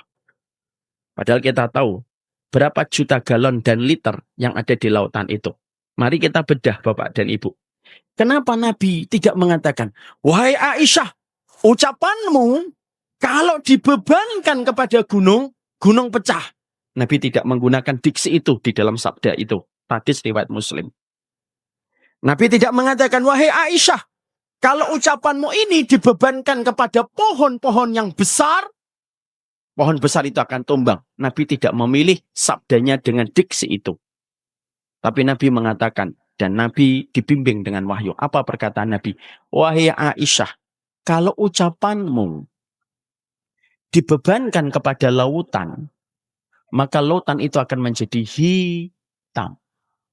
Bapak Ibu tahu? Mana lautan yang kita miliki setiap harinya? Kita. 98% itu lautan air yang ada di dalam tubuh kita. Maka kalau kita mengambil hadis Nabi tadi, ketika Nabi mengomentari perkataan Ibunda Aisyah, seakan-akan kita bisa merenungkan. Kalau kita sudah benci, darah kita itu hitam. Ginjalnya kena, pankreasnya kena, livernya kena, lambungnya kena. Kenapa? Karena hatinya itu memompa sesuatu dari kebencian dan dendam yang menyebabkan seluruh organ tubuhnya pun akan merasakan hitamnya darah yang dipompa disebabkan ucapan yang datang dari hati ketika memiliki kebencian. Makanya maaf, makanya dalam Islam semuanya ajaran Islam itu nyuruh kita tidak benci orang. Sama pelaku dosa, kita pun disuruh nutupin. Sama orang kalau melihat aib, disuruh untuk menutupinya. Kenapa ajaran Islam itu betul-betul mencegah kita supaya kita tidak melakukan kebencian? Ya karena dampaknya itu sebesar itu. Makanya disitulah akhirnya kita mulai ngerti. Oh ternyata urusan menjaga hati, supaya hati kita ridho, supaya hati kita mudah memaafkan, supaya hati kita tidak menyimpan dendam. Itu bukan materi tazkiyatun nufus. Itu bukan materi Masjid Al-Falah setiap Selasa malam. Itu bukan materi Masjid Al-Irsyad setiap Kamis. Bukan. Tapi ternyata upaya untuk menjaga hati ini berkaitan dengan banyak hal. Dan sesungguhnya kualitas kehidupan kita sangat tergantung bagaimana kebersihan hati kita. Dan itulah yang menjadikan Nabi sampai mengatakan, wahai Aisyah, kalau ucapanmu dicelupkan ke lautan, karena kamu sudah dendam sama Sofiyah, kalau lautan itu dicelupkan dengan perkataanmu, maka perkataanmu akan menjadi hitam. Disebabkan ucapan yang pernah kamu katakan. Dan itu sudah menggambarkan kepada kita, hati itu berkaitan dengan banyak perkara di dalam kehidupan kita. Inilah yang menjadikan kita memahami atimu lan uripmu itu memang betul. Jadi ternyata ketika dalam penjagaan kita pada kualitas kehidupan itu sangat terletak bagaimana upaya untuk menjaga hati kita. Makanya betul. Perkara yang primer yang harus selalu kita miliki setiap waktunya di dalam kehidupan kita, itu adalah penjagaan kepada hati. Makanya maaf ya, saya ketika pernah nyampaikan materi tadi, saya pernah tanya kepada dokter. Dokter itu saya tanya, "Dok, apa ya beban hati yang paling berdampak pada kesehatan fisik?" Maka para dokter itu mengatakan, "Ustaz tahu nggak, apa beban hati yang sangat berdampak pada penyakit fisik?" Dendam. Dendam itu ngerusak, Ustaz. Dendam itu ngerusak jantung, dendam itu ngerusak liver, dendam itu ngerusak ginjal. Itu semuanya ketika seseorang itu memiliki penyakit dendam. Akhirnya saya bisa paham. Makanya kenapa salah satu pintunya surga itu apa? Pintu memaafkan. Pintu surga itu ada 8, Ibu dan Bapak. Pintu sholat, pintu puasa, pintu sedekah, pintu jihad, pintu ridho, pintu aiman. Pintu aiman itu pintu 70.000 yang masuk surga tanpa hisab. Terus pintu tobat. Yang ke-8, pintu memaafkan. Kenapa kok tiba-tiba nyempil pintu memaafkan? Pintu sholat kita paham, pintu puasa kita paham, pintu sedekah kita paham, pintu jihad kita paham. Tapi kenapa ada pintu memaafkan? Karena ternyata pintu memaafkan itu, karena siapapun yang mereka itu belajar untuk menjaga hatinya, salah satu penjagaan amalan hati itu memaafkan. Dia akan mendapatkan surga di dunia dan pastinya akan mendapatkan surga dalam kehidupan di akhirat ketika dia sudah belajar untuk memaafkan. Ada satu kisah, Pak, untuk menggambarkan tentang apa yang saya sampaikan ini supaya kita semakin mengerti betapa butuhnya kita kepada penjagaan hati. Saya pernah ngisi daurah di daerah Sumatera Barat bersama dengan Ustadz Zaidul Akbar dan Ustadz Budi Azhari. Ada seorang tabib, orang yang paham tentang kesehatan, yang beliau itu tiba-tiba manggil saya pada saat ketika kami lagi makan. "Ustadz, sini Ustadz." Lalu diceritakanlah sebuah kisah nyata. Saya ingin nyampaikan karena saya belum sempat untuk memberikan kepada panitia. Supaya kita memahami. Kalau ada yang bisa ngelihat, bisa kelihatan? Izinkan saya menerangkan sebentar. Pegang dulu Bapak. Ada seorang laki-laki, ini diceritakan oleh seseorang yang kami panggil dengan panggilan Cikgu. Semoga Allah merahmati ilmunya beliau. Beliau mengatakan kepada saya, "Ustadz, saya sampaikan kisah nyata, Ustadz. Nanti sampaikan kepada halayak umatnya Nabi Muhammad." Siap. Beliau mengatakan, ada seorang laki-laki yang menderita infeksi di bawah telinganya. Di sini, kelihatan itu? Yang paling kiri, sebelah atas, itu pertama kali ketika tiba-tiba radang, iritasi kulitnya. Lalu lama-lama parah, dan infeksi. Puncaknya, baris pertama paling kanan, berlubang. Ya, jazakallahu khair. Maka pada saat itu, rumah sakit di daerah Sumatera Barat sudah tidak bisa lagi untuk menangani beliau.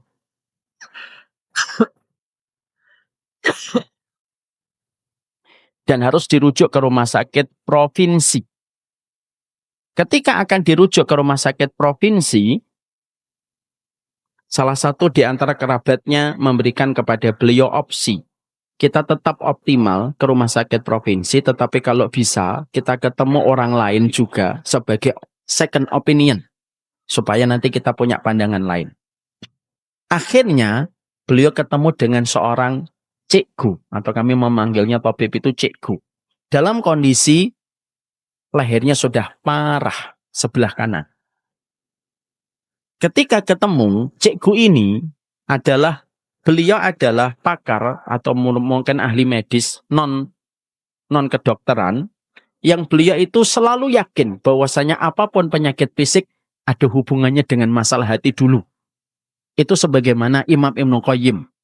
Imam Ibnu Qayyim, Pak, bukan hanya seorang ulama, tapi Imam Ibnu Qayyim itu juga seorang tabib.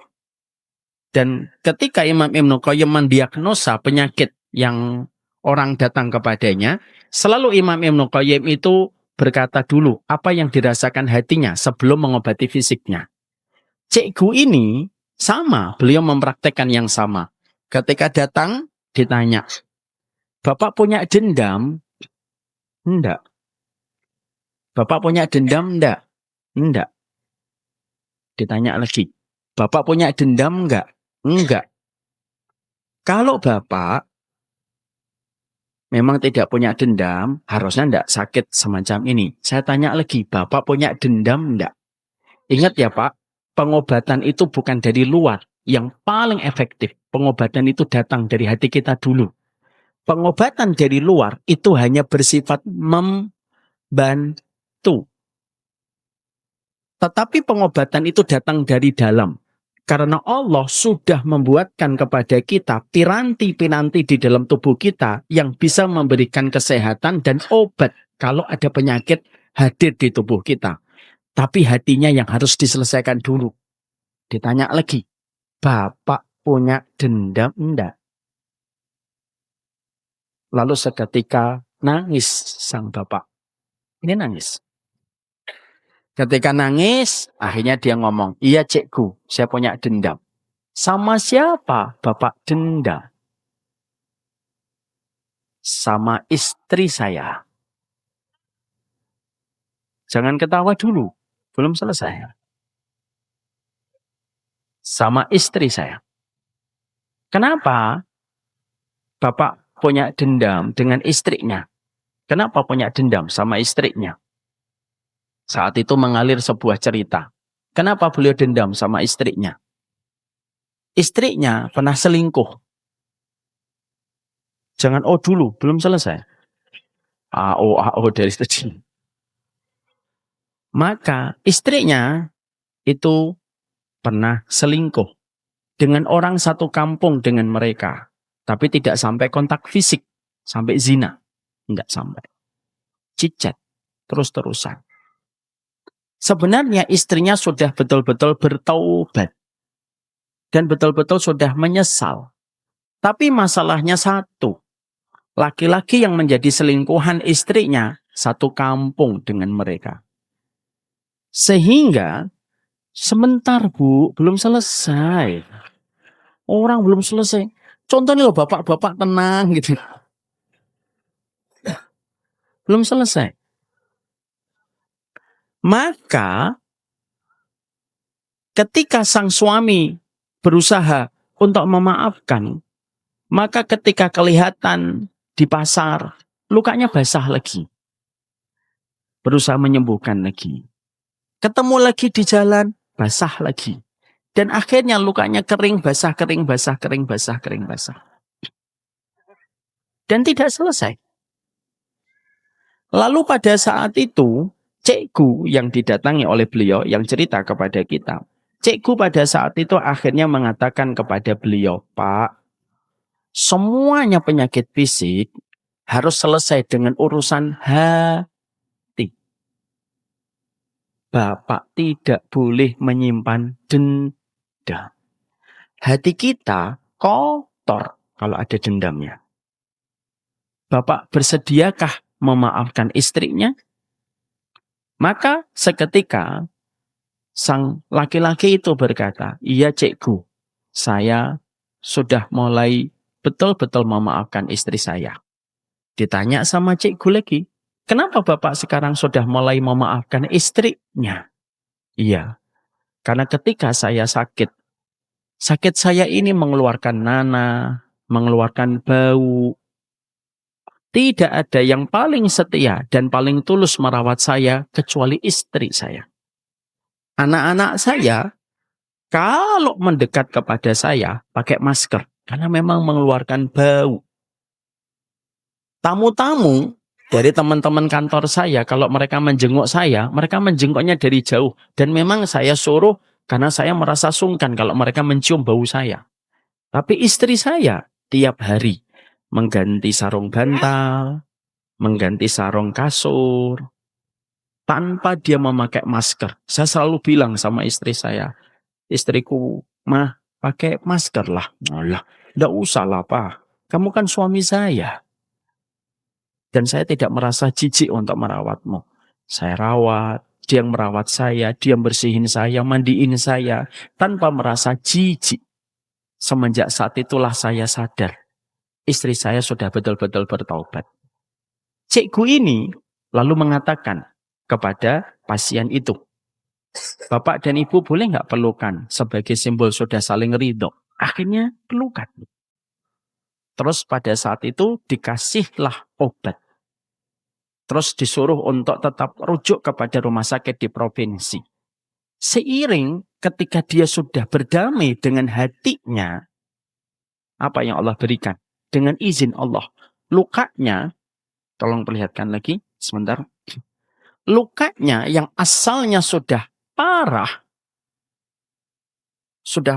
dari baris atas kepada baris bawah. Sempat berlubang, tapi dalam kondisi lebih kering dan tidak lagi bernanah. Sampai akhirnya membaik. Puncaknya dengan izin Allah ada di baris kedua paling kanan. Dan akhirnya sembuh dengan izin Allah. Sembuh dengan izin Allah. Kisah ini, Dr. Zaidul sebagai saksinya, Ustadz Budi Azhari juga ada. Ketika kisah ini disampaikan kepada saya. Ini menyampaikan kepada kita apa yang tadi kita pelajari bersama. Penyakit fisik, kualitas hidup. Itu dimulai dari bagaimana kita mengurus urusan hati kita. Makanya ketika kita di dalam kehidupan ini, selalu menyangka kualitas kehidupan itu dimulai dari faktor olahraga, pola makanan. Tapi kita tidak pernah memperhatikan bagaimana urusan hati kita supaya tidak memiliki penyakit dari dengki, murka sama takdir, kebencian, dendam. Maka kita tidak akan pernah maksimal di dalam mendapatkan kualitas dalam kehidupan. Uripmu lan atimu itu satu gandeng. Dan itu tidak bisa dipisahkan di dalam perjalanan hidup. Itulah kenapa sebagian ahli medis itu mengatakan, kenapa penyakit autoimun itu banyak sekali menyerang kepada perempuan, karena perempuan itu banyak diuji dengan emosi yang tidak terselesaikan. Walaupun ini memang belum final. Tapi ternyata semuanya itu selalu berkaitan tentang pikiran. Semuanya pikiran dan pikiran itu diproduksi dari masalah hati. Itulah kenapa Islam itu merupakan agama yang bukan hanya menyuruh kita di dalam ibadah fisik. Tapi kita hanya fokus Ramadannya, hanya fokus tawafnya, hanya fokus umrohnya, hanya fokus sedekahnya. Ini bukan tidak penting, ini penting. Tapi ini tidak bisa mengalahkan pentingnya kita untuk menjaga masalah hati. Ada satu lagi yang saya sampaikan. Ada satu murid saya juga menderita penyakit. Saya sampaikan supaya saya lihatin sebentar. Ada salah satu di antara jamaah kita itu menderita penyakit kulit dari imun. Ya. Penyakit kulit ini meradang dan sampai dibawa kemana-mana. Dan qadarullah itu tidak kunjung sembuh. Walaupun sampai dibawa ke luar negeri, sampai ke Eropa. Sampai pada satu waktu, ini namanya penyakit psoriasis. Penyakit kulit. Qadarullah sampai ke luar negeri, akhirnya kondisinya juga tidak segera membaik. Sampai akhirnya beliau ketemu dengan seseorang. Memberikan nasihat kepada beliau. Apa nasihatnya kepada beliau? Ditanyakan kepada beliau. Apa perkara yang sering menjadi beban dalam hatimu? Lalu dia ngomong, saya itu pelit sekali. Hati saya itu pingin ngumpulin barang terus. Orang ini, tabib ini menyampaikan kepada beliau, dilawan hatinya ketika pingin ngumpulin barang terus. Cobalah kamu tepis penyakit bakhilmu dan penyakit pelitmu yang ada di dalam hatimu. Karena pelit itu kan dari hati. Akhirnya beliau itu menjadi orang yang banyak berderma, banyak melakukan kegiatan sosial, banyak menyelenggarakan pernikahan di tempat-tempat pembuangan sampah. Ibu dan Bapak tahu apa yang terjadi? Hari ini beliau sembuh. Setelah beliau mengobati pertama kali itu adalah hatinya. Itulah yang menjadikan kita memahami betul. Saya ini hanyalah muqaddimah. Saya ingin satu waktu ada para dokter yang nanti mulai menyadari bahwasannya kesehatan itu tidak harus selalu dengan obat. Dan kesehatan itu tidak selalu melulu dari masalah-masalah makanan. Tapi pikiran, apa yang terlintas pada hati, apa yang terlintas pada jiwa kita, itu semuanya menentukan berbagai macam kualitas dalam kehidupan kesehatan kita dan sangat menentukan berbagai macam penyakit yang bisa hadir dalam kehidupan kita. Lah kita ini kadang-kadang ketika darah tinggi yang kita salahkan garam. Ketika darah tinggi yang kita salahkan apa? Kikil. Ketika kita dalam kondisi darah tinggi yang kita salahkan itu apa? Daging. Memang betul. Itu juga harus dihindari. Karena itu merupakan bagian dari pantangan. Untuk tidak berlebih-lebihan. Tapi yang paling penting itu kan bukan di situ. Ada mungkin dengki. Ada mungkin dendam. Ada mungkin ketidakridhaan kepada takdir. Ada mungkin di antara ibu yang tidak pernah memaafkan suaminya. Gara-gara suaminya lupa bawa martabak 5 tahun yang lalu. Semuanya itu bisa terjadi dan akhirnya apa yang dirasakan di dalam hati, itulah yang berdampak kepada pikiran kita. Dan itulah yang akan mempengaruhi darah-darah kita. Makanya ada namanya emotional eating. Ada orang terkadang makanannya mungkin agak sedikit kelewatan. Tapi hatinya bersih, itu jauh lebih baik. Itu jauh lebih baik. Daripada orang yang makanannya makanan organik, tidak makan yang macam-macam, tidak makan gorengan dan segala macamnya. Tapi ketika makanannya sehat, emosionalnya tidak sehat. Hatinya dendam, hatinya penuh dengan kebencian, hatinya penuh dengan dengki, hatinya tidak pernah selesai dalam masalah dia bersyukur kepada Allah. Maka walaupun makanannya itu sehat, pola olahraganya cukup, tapi ketika dia emosionalnya itu datang dari hatinya itu berantakan, itu malah justru lebih besar kemungkinan terkena penyakit dibandingkan orang yang pertama. Mungkin makanannya agak sedikit berlebihan, tapi hatinya bersih. Makanya orang yang paling dimuliakan oleh Allah dalam kehidupan kita, siapa? Orang yang paling dimuliakan oleh Allah itu orang yang bersih hatinya. Orang yang paling dimuliakan oleh Allah itu siapa? Orang yang nggak menyimpan dendam. Orang yang paling dimuliakan oleh Allah itu apa? Orang yang paling ridho. Orang yang paling tawakal.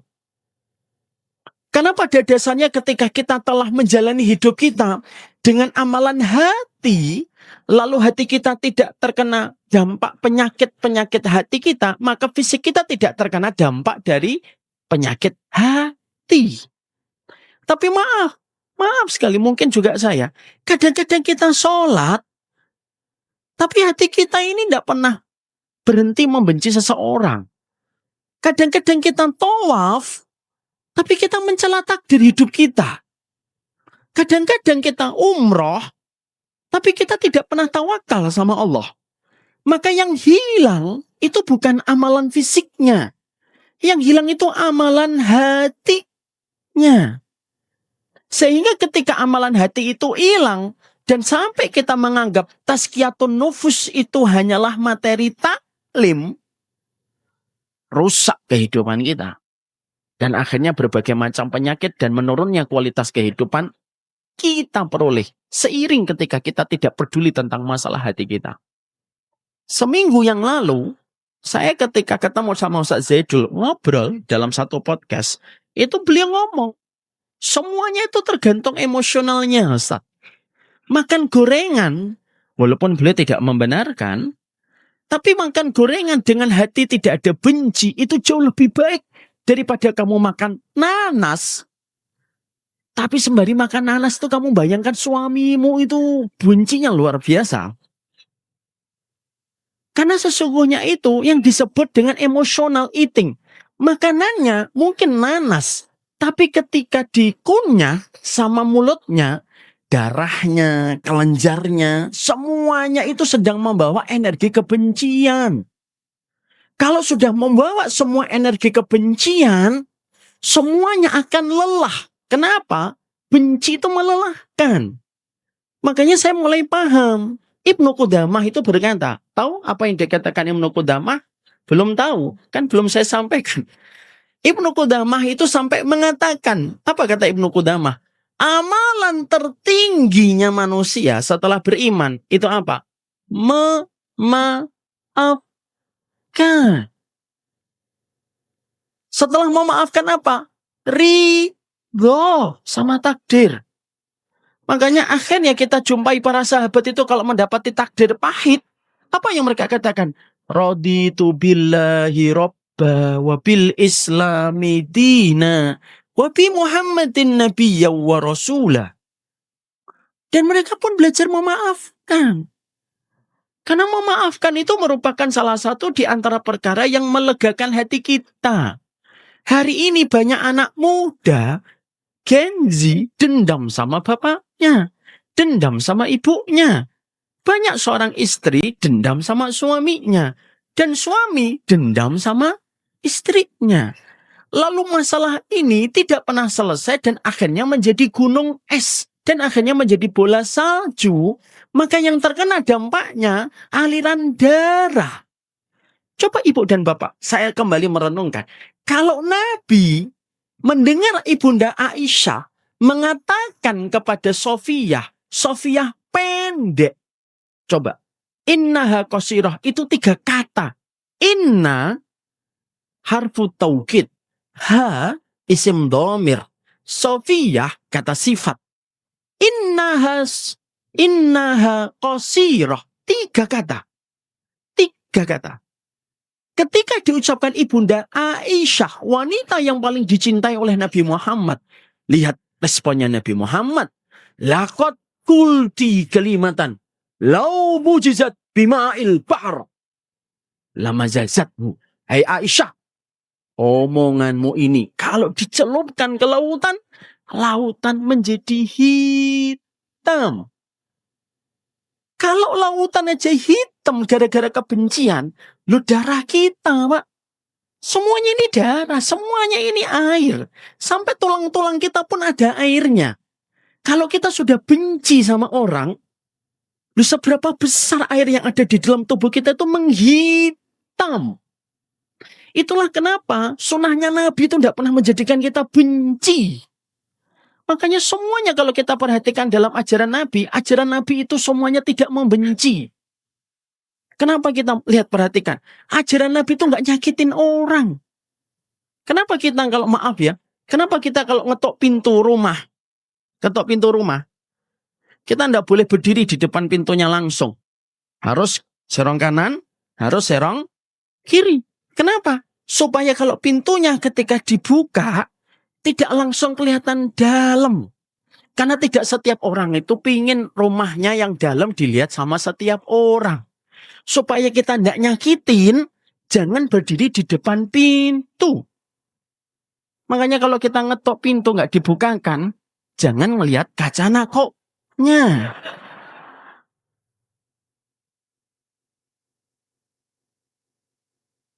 Supaya nggak ada kebencian. Perhatikan. Sampai ajaran Islam tuh kayak gitu. Supaya tidak ada yang saling membenci di antara kita. Saya ngomong lagi. Boleh nggak kita kalau bertiga, dua orang berbisik, yang satunya nggak diajak berbisik. Boleh nggak? Nggak boleh.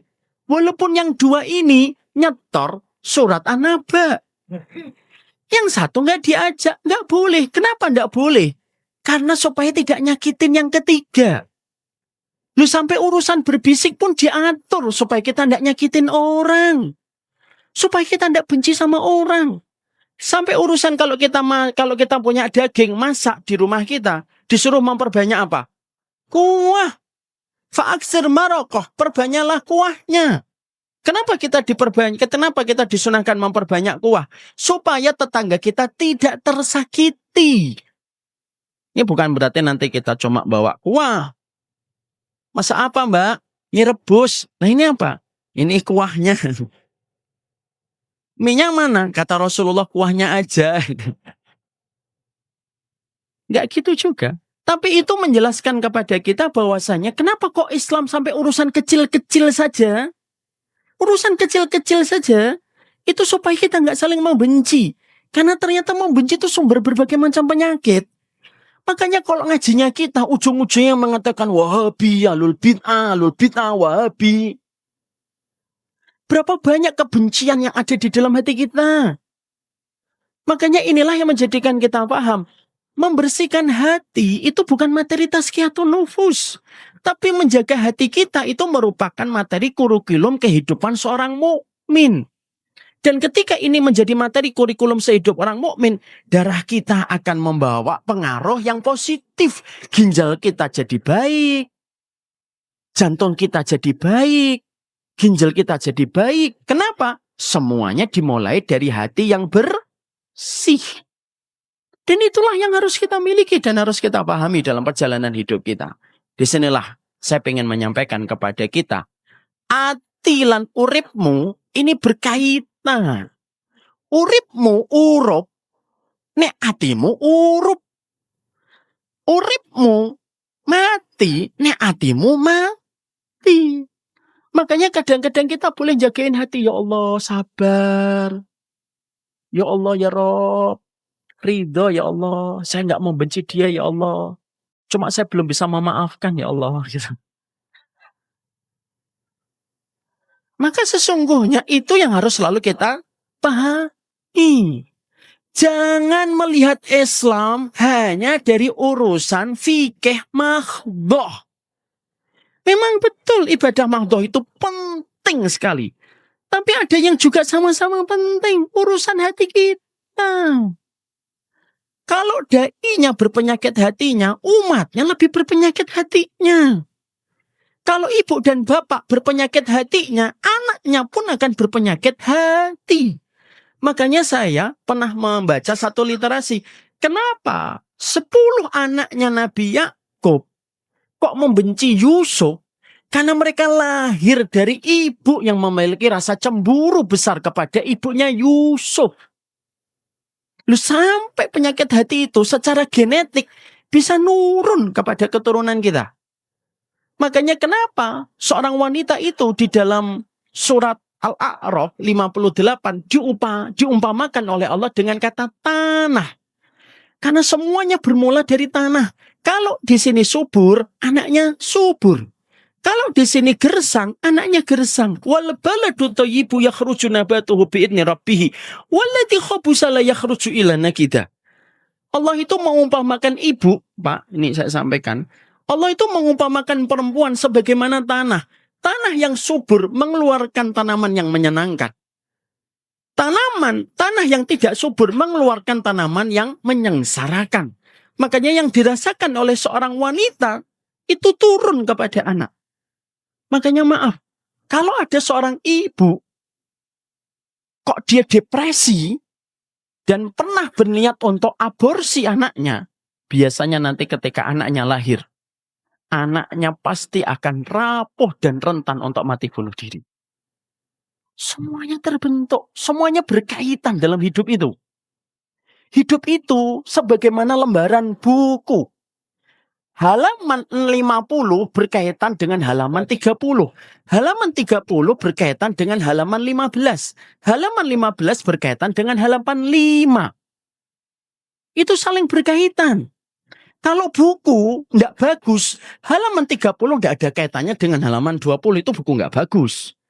Kalau buku saja semuanya berkaitan, semua ini berkaitan. Kita tidak boleh menganggap jantung itu tidak ada hubungannya dengan hati. Berarti kita ini liberal. Kita tidak boleh menganggap bahwasanya urusan liver tidak ada hubungannya dengan hati. Gimana sih urusan liver jantung dekatnya dengan hati kok? Semuanya ini berkaitan. Sama seorang perempuan itu berkaitan tentang lahirnya satu anak. Makanya ada seorang dokter yang pernah ngomong ke saya. Dan ini alhamdulillah ini saya tutup ya. Karena bapak-bapak panitia sudah ngelirik dari saya dari tadi. Cuma saya kan hatinya lapang dan tidak menyimpan dendam. Ada seorang dokter itu cerita ke saya, Ustadz tahu gak? Secara genetik, kalau ada seorang perempuan pingin aborsi anaknya nanti rentan untuk mati bunuh diri. Ah masa dok? Iya. Jazakallah khair informasinya. Satu waktu Bu, sekitar 2 bulan yang lalu Bapak. Saya tiba-tiba habis kajian, ada anak muda. Kelas 3 SMP, berarti kelas 9. Tiba-tiba habis pengajian itu datangin saya. Lalu nanya, Ustadz mau nanya. Saya tanya, ada apa dek? Sama siapa kesini? Sama mama. Umur berapa? 15. Oh sama dengan anaknya Ustadz yang nomor 3. Harus dihitung. Ini anak banyak itu gitu Pak. Anak 3. Nah, saat itu, terus dia ngomong, Ustadz, kenapa ya? Kok saya itu dikit-dikit pengen mati bunuh diri? Dikit-dikit pengen mati bunuh diri. Terus dia menyisingkan bajunya. Saya ini Sabham. Suka menyakiti dengan, silet. Ibu tahu? Silet. Terus kalau saya lagi ada masalah dengan siapapun, saya tuh selalu pengen mati bunuh diri di dalam kamar. Kenapa ya Ustadz? Apakah saya perlu diruqyah? Selalu kan jawabannya ruqyah semuanya. Padahal tidak semuanya harus diruqyah. Tidak semuanya jin. Kadang-kadang kitanya juga. Mungkin jin juga lama-lama sebel. Dikit-dikit saya. Dikit-dikit saya yang disalahin. Terus, karena saya baru mendapatkan informasi dari seorang dokter, saat itu saya langsung nanya, maaf nak, kesini sama siapa? Sama mama. Mamanya ada atau enggak? Ada Ustadz. Boleh nggak ketemu mamahnya sebentar? Boleh. Dia langsung panggil, Mah. Mamanya datang. Bu, anaknya baru saja nanya. Terus saya minta, nak, boleh nggak pergi sebentar? Boleh Ustadz. Saya nanya sama beliau di depan orang banyak. Saya nanya, Bu, maaf. Anaknya ibu katanya pengen cepat-cepat pengen gampang mati, pengen mati bunuh diri. Iya Ustadz. Dia itu lagi bertengkar sama saya, nutup pintu terus ngomong dalam kamar, saya pengen mati bunuh diri aja gitu. Nah, sama, ibunya punya kesimpulan. Apa perlu diruqyah ya Ustadz gitu? Enggak lah ibu, saya bilang. Lalu saya sampaikan sama beliau pertanyaan. Maaf Bu, boleh saya nanya sesuatu? Boleh Ustadz. Apakah ibu ketika pas mengandung beliau pernah terlintas untuk aborsi? Pertanyaan saya, Pak, membuat beliau terdiam. Lalu nangis. Nangis. Terus saya bilang, Bu, kalau memang tidak berkenan menjawab, gak ada masalah. Gak apa-apa Ustadz, apakah jawabannya sangat menentukan, apakah jawabannya bisa memberi jawaban tentang kondisi anak saya? Insya Allah Bu, saya lagi mendapatkan satu ilmu, makanya saya mencoba menanyakan ini kepada ibu. Akhirnya ibu itu ngomong, iya Ustadz, beberapa kali ketika saya mengandung anak ini, beberapa kali saya pengen aborsi karena ada masalah berat yang saya hadapi. Perhatikan. Keinginan ibunya aborsi 15 tahun yang lalu terekam pada diri seorang anak. Jadi semuanya itu berkaitan. Jadi kalau ginjal kita di sini, Pak, nggak ada hubungannya dengan hati, berarti kita liberal. Oh, urusan jantung, urusannya dengan ini nomor 2-nya. Urusan pertamanya pasti dari hati dulu. Semuanya itu bermula dari hati. Dan itulah yang menjadikan kita paham. Kenapa Allah selalu melihat hati kita sebelum Allah melihat apapun dalam kehidupan kita. Semoga Allah merahmati kita dan memberikan kebaikan dalam setiap kehidupan kita. Ini sudah ditulis Ustadz 10 menit lagi Ustadz. Ini pun sudah 15 menit yang lalu. Semoga Allah memberikan kebaikan untuk kita, memberikan kebaikan kepada keluarga besar dari Masjid Al-Falah. Semoga Bapak dan Ibu senantiasa diberikan hati yang lapang, dan semoga kita menjadi suami istri yang mudah memaafkan. Bapak, saya sampaikan, apa amalan tertinggi seorang laki-laki? Bukan memberikan nafkah, tapi amalan tertinggi seorang laki-laki adalah memaafkan. Ibu, apa amalan tertinggi seorang wanita? Bukan berhijab, bukan pula ketika sholat malam, Tapi amalan tertinggi seorang wanita adalah memaafkan. Semuanya dituntut oleh Allah dan diuji oleh Allah dengan kekurangan pasangan kita, supaya kita mendapatkan pahala yang besar ketika kita memaafkan. Wallahu a'lam bishawab, ini yang dapat saya sampaikan dalam pertemuan hari ini. Semoga Allah merahmati. Mari kita sejenak berdoa, semoga Allah memberikan kebaikan. Mohon maaf ibu-ibu, tenang dulu nggih. Nyuwun sewu. Bismillahirrahmanirrahim. Allahumma inna nas'aluka bi annaka antallah al-ahadus samad alladzi lam yalid wa lam yulad wa lam yakul lahu kufuwan ahad. Allahumma salli ala Muhammad wa ala ali Muhammad kama sallaita ala ali Ibrahim wa ala ali Ibrahim wa barik ala Muhammad wa ala ali Muhammad kama barakta ala ali Ibrahim wa ala ali Ibrahim fil alamin innaka Hamidum Majid. Rabbana hab lana min azwajina wa dhurriyyatina qurrata a'yun waj'alna lil muttaqina imama. Rabbana inna na'udzubika min ilmin la yanfa' wa qalbin la yakhsha wa du'ain la yusma' wa nafsin la tashba. Allahumma ati nafsi taqwaha wa zakkiha anta khairu man zakkaha anta waliyuha wa maulaha. Ya Allah ya Rahman, yang sempurna dalam sifat kasih sayangnya, yang tidak pernah pilih kasih di antara deretan hambanya. Perkenankanlah kami ya Allah, hati kami dan jiwa kami menjadi hati dan jiwa yang Engkau ridhoi. Sucikanlah hati kami, sucikanlah jiwa kami. Sesungguhnya Engkaulah yang menggenggam hati kami, Engkaulah yang menguasai hati kami, dan Engkau pula yang mengendalikan hati dan jiwa kami. Berikan keberkahan dalam setiap apapun yang ada pada hati kami dan jiwa kami, supaya kami tenang di dalam menjalani kehidupan dengan apa yang Engkau cintai. Ya Allah ya Rahman, jauhkanlah kami dari segala macam penyakit-penyakit hati yang merusak seluruh nikmat yang Engkau berikan pada kehidupan kami.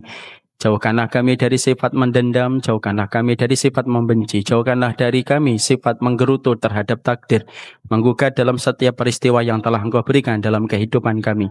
Berikanlah kepada hati kami hati yang ridha, jiwa yang zuhud, dan berikanlah kepada kami ketenangan dan kelapangan di dalam perjalanan kehidupan kami.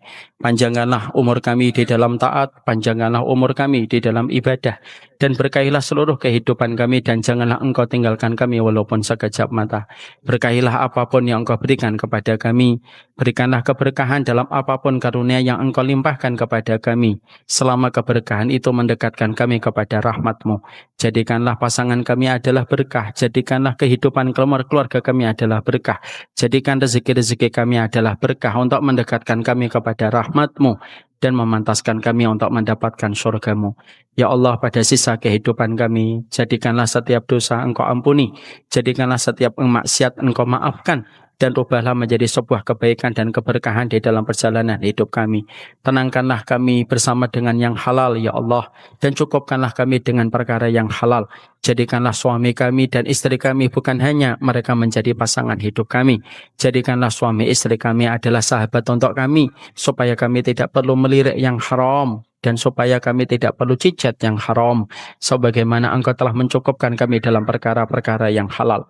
Ya Allah, lindungilah anak-anak kami, ampuni dosa-dosa anak kami, sucikan hati anak kami, jagalah kemaluan anak kami ya Allah, dari zina, dari homo, dari lesbian, dan seluruh perkara syahwat yang menjadikan mereka jauh dari ridho-Mu dan jauh dari rahmat-Mu. Jadikanlah anak kami ya Allah tongkat bagi kami di masa tua kami nanti. Jadikanlah anak-anak kami ya Allah penyambung lidah kesolehan kami. Jadikanlah anak-anak kami yang akan senantiasa setia mendoakan kami ketika kelak kami berkalang tanah. Dan jadikanlah anak-anak kami ya Allah yang akan menyambung dan memberikan syafaat dalam kehidupan kelak di pengadilan akhirat kami.